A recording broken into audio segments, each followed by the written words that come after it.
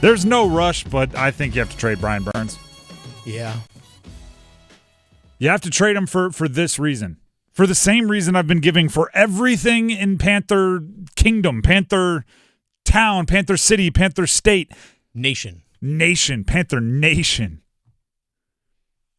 Panther Globe. Universe. Anyway, for all of Panther everything, you have to think about Bryce Young. You have to think about Bryce Young. You have to think about what's best for Bryce Young. And guess what? You don't have unlimited chances to make it happen.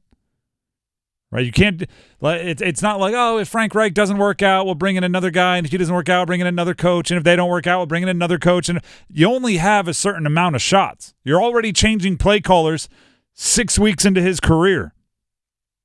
So what you have to do is take the resources at your disposal and get it right this time. And guess what? You don't have a first-round pick to get it right with, so you better go get one. Enter Brian Burns. I'm a fan of Brian Burns. All offseason, I was saying sign Brian Burns. But since you haven't, you have to trade him. And here's why. You don't have a lot of pieces that are going to bring back a first-round pick. Right? So you're going to have to move one of, or maybe the only piece you have that would bring back a first-round pick plus. Enter Brian Burns. The Pat McAfee show, ESPN, did quite a bit of discussing the Carolina Panthers, and part of it was McAfee worrying about the constant change in Bryce's professional life. He's going to be on his third play caller probably by next year. Exactly. And it's like he's going to get put into this cycle that a lot of quarterbacks have where it's like, all right, here we go. New play caller. Yep. That didn't work. New play caller. Mm-hmm. Bam, bam. We hope that doesn't happen, obviously. But it has happened in the past, and it has ruined careers, I think.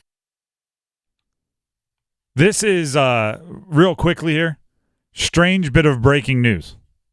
Quickly, not a big deal, but it's. I think, you know, if you're walking to the water cooler anytime soon, the Philadelphia Eagles are agreeing on a 1-year deal with a very interesting free agent. Julio Jones to the Eagles. Do you think it's because he can squat a lot, strong? They'll put him back there for the tush push. They just need another body. They just need someone else. Interesting. I just thought that was fascinating. Just came across. Adam Schefter tweeted out 2 minutes ago. So Julio Jones to the Eagles. Back to the Panthers. If that's not a Panthers season in a microcosm. Anything else you want to talk about? If Brian Burns is available, which he should be, right? I just explained, he's really the only thing the Panthers have to get back into the first round, and they desperately need to get back into the first round to bring back somebody that can help Bryce Young. For all of the pressures and quarterback hurries Brian Burns can pick up, that's not going to directly impact Bryce Young, and that's what everything has to be about. So if Brian Burns, I almost mixed them. If Bryce Burns, how about that? Bryce Young and Brian Burns height and weight? Now we're talking. If Brian Burns is available in a trade, not Bryce Burns, if Brian Burns were available, which he should be, Brian Burns is the best available player at an impact position for the stretch run. Also, I'll throw this out there. If you're a contender looking to add a team, edge rusher is the easiest position to integrate. Right? You could bring in a wide receiver, but then you have to build chemistry with the quarterback. Julio Jones and the Eagles. That's going to have to be chemistry built between Jalen Hurts and Julio Jones.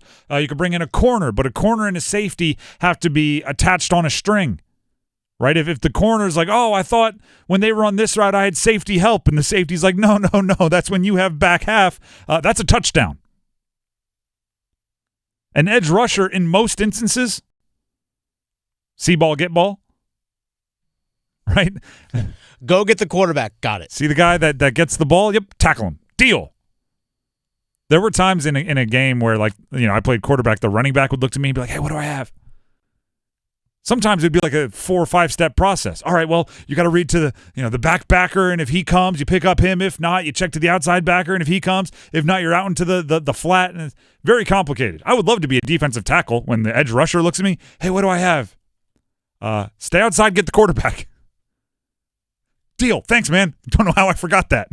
But Brian Burns could airdrop into just about any other team in the NFL this year, and with minimal, catching up, minimal playbook study, could be trusted to be out there in crucial moments. And what teams would trust him in those crucial moments? Desperate teams. How many teams out there do you think has someone, coach, GM, somebody in power, president of football operations, who is feeling the heat of, if we don't make the playoffs, my job is on the line? Any given year, there's 7 coaches feeling that. There's 7 GMs, some of them on the same team, some of them not, feeling that pressure. That's desperation. If you're the Panthers, your opponent's desperation is your opportunity.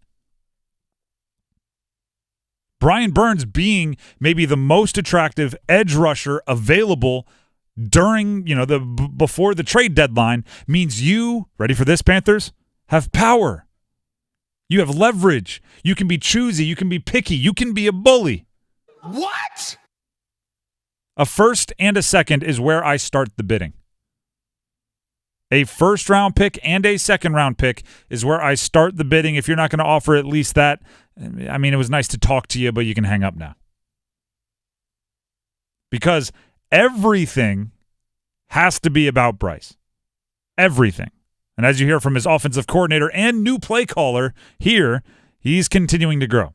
Yeah, I think everybody always has an opportunity to continue to make strides, myself included. But I think the most growth for me is his comfort level with our offense, the operation, and just his command overall. I think it's a great feeling to be able to kind of find your voice and find your rhythm. And I think last week was by far and away the best he's been. That's going to be the floor for who he is, which is exciting to kind of be around and see. And I think his demeanor on game day, his energy on game day was awesome. He even gave a fiery halftime speech to the group, which I thought was spot on for who he should be, who we need him to be.